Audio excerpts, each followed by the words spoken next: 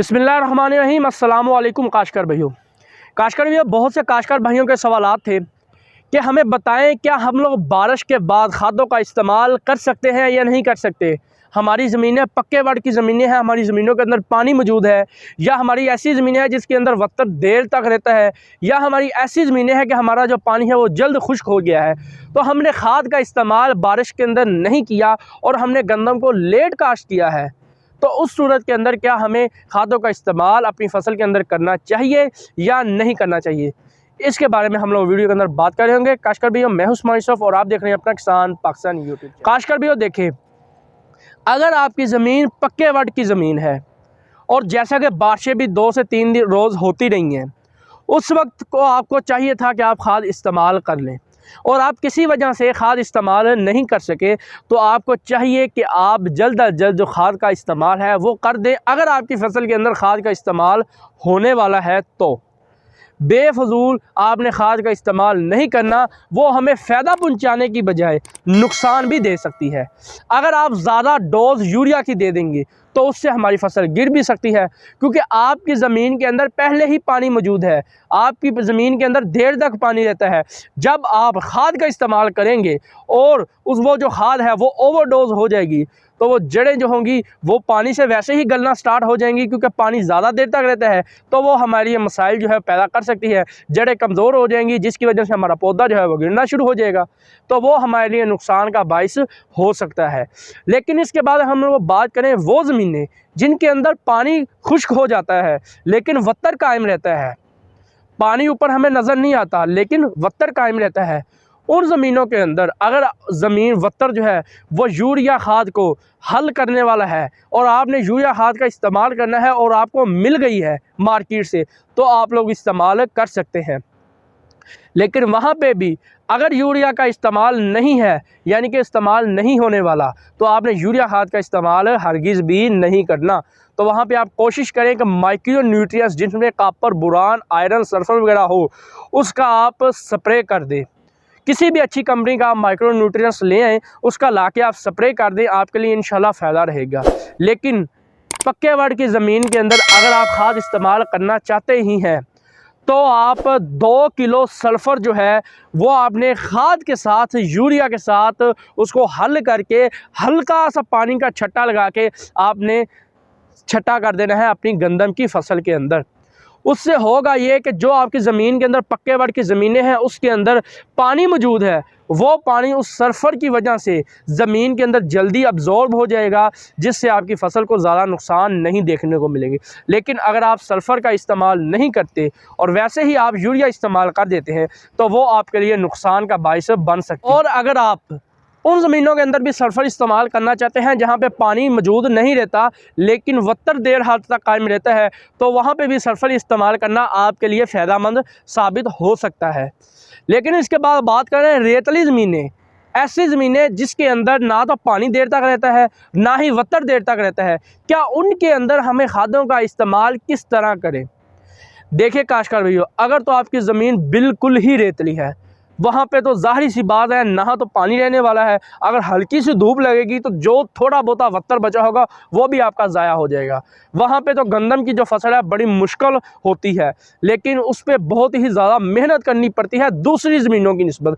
वहाँ पे हमें खुराकें ज़्यादा देनी पड़ती हैं, खादें ज़्यादा इस्तेमाल करनी पड़ती है, हमें माइक्रो न्यूट्रिएंट्स की स्प्रे ज़्यादा करनी पड़ती है, हमें पानी ज़्यादा लगाने पड़ते हैं। जो बिल्कुल रेतली ज़मीनें हैं, जो दरिया के साथ रेतली ज़मीनें होती हैं, या वैसे ही हमारी रेतली ज़मीनें हैं जो दरिया के किनारों के साथ रेतली ज़मीनें मौजूद होती हैं, वहाँ पे फिर भी हमें पानी कम लगाने पड़ते हैं, क्योंकि दरिया के साथ होने की वजह से, करीब होने की वजह से वहाँ पे वत्तर जो होता है वो मौजूद रहता है।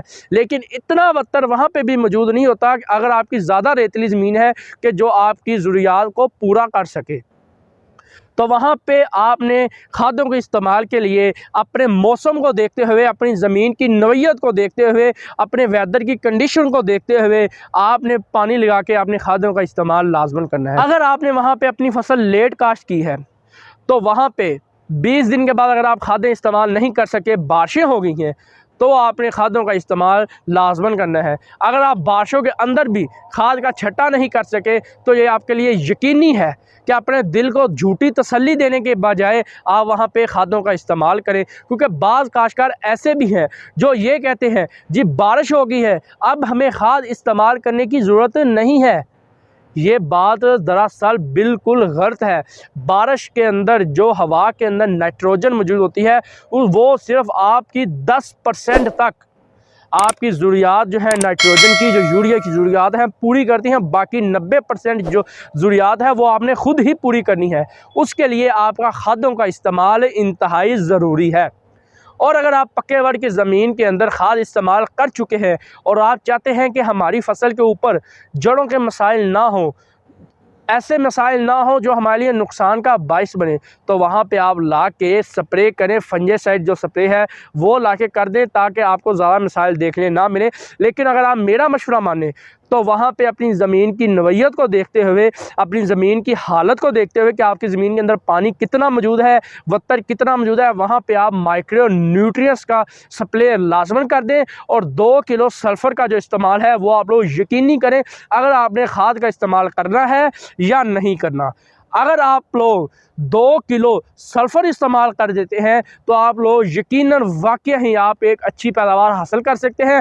ना तो उसके इस्तेमाल से आपकी जड़ों के मसाइल पैदा होंगे, आपकी जड़ें गलेंगी नहीं। अगर आपकी जड़ें गलना शुरू हो गई तो ज़ाहिर सी बात है कि आपके जो निज़ाम है पौधे का वो डिस्टर्ब होगा, ख़राब होगा, आपको पैदावार कम मिलेगी, जिसकी वजह से आपका बहुत ज़्यादा नुकसान भी हो सकता है। तो कोशिश यही करें कि अगर आपकी पक्के वर्ग की ज़मीनें हैं वहाँ पे 2 किलो सल्फ़र आप लोग यकीनन इस्तेमाल करें अगर आपने खाद इस्तेमाल करनी है या नहीं करनी।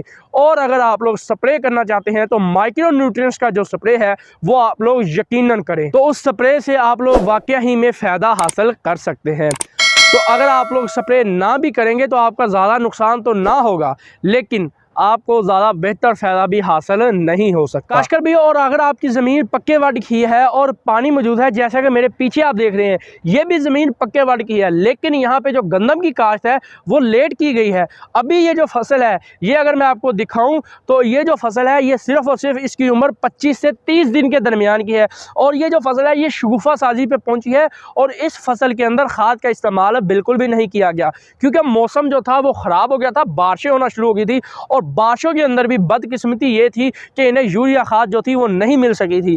तो अब ये काश्तकार भाई जो हैं इन्होंने भी इसी तरीके से सेम मेथड से, सेम तरीके से मेरे वीडियो बनाने के कुछ ही देर पहले इन्होंने इस तरह मेरे आने से पहले इन्होंने इसी तरह यूरिया के अंदर 2 किलो सल्फ़र जो है वो मिक्स करके छट्टा किया है, क्योंकि इसके अंदर काफ़ी हद तक वत्तर जो पानी है वो मौजूद है। साइडों पे तो वाज़ह तौर पे पानी नज़र आ रहा है, खेत के अंदर भी बहुत ही ज़्यादा वत्तर जो है वो मौजूद है। ये एक पक्के वर्ग की ज़मीन है। अगर आपकी ज़मीन इस तरह की है और आपकी फसल की कंडीशन भी यही है और उम्र भी यही है तो वहाँ पर काश्तकार भाइयों आपको सल्फ़र इस्तेमाल करना बहुत ही ज़्यादा ज़रूरी है। सल्फ़र के इस्तेमाल से आप अपनी फसल को बेहतर कर सकते हैं, क्योंकि पानी की वजह से जो पानी है वो ज़मीन के अंदर जा चुका है। ज़मीन के अंदर जितनी भी हवा मौजूद थी वो सारी की सारी बाहर आ गई है। ज़मीन के जो सांस लेने का अमल है वो बंद हो चुका है। पौधे का सांस लेने का अमल जड़ों के लिए बंद हो चुका है, जिसकी वजह से आपकी फसल अभी स्ट्रेस में जाना शुरू हो जाएगी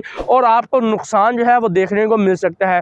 और अगर आप लोग इसी के साथ ही माइक्रो न्यूट्रिएंट्स का स्प्रे कर देते हैं इतनी स्टेज की फसल के ऊपर, वो सोने पे सुहागा हो जाएगा और आप उससे डबल फ़ायदा हासिल कर लेंगे और आपकी फसल के ऊपर ज़्यादा नुकसान जो है वो नहीं देखने को मिलेंगे। काश्तकार भी उम्मीद है कि आपको सारी बातों की समझ आ गई होगी। ये वीडियो यहाँ तक की थी, मिलते हैं अपनी नेक्स्ट किसी और वीडियो में, तब तक के लिए मुझे इजाज़त दीजिए। अल्लाह हाफ़िज़।